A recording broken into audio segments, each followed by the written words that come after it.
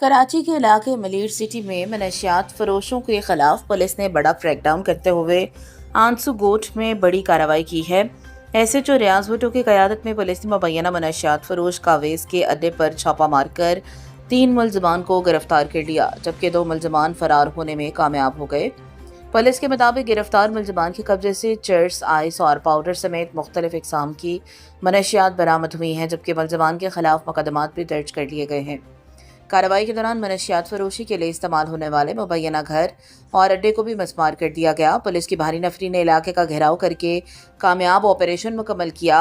इलाका वकीलों ने मनशियात के खिलाफ इस कार्रवाई का खैर मकदम करते हुए इसे अपना देरीना मुतालबा करार दिया है। एसएचओ रियाज भुट्टो का कहना है, नौजवान नस्ल को मनशियात के नासूर से बचाने के लिए मनशियात फरोशों के खिलाफ बिला इम्तियाज कार्रवाइयाँ मजीद तेज की जाएंगी। रिपोर्ट कैसर खान।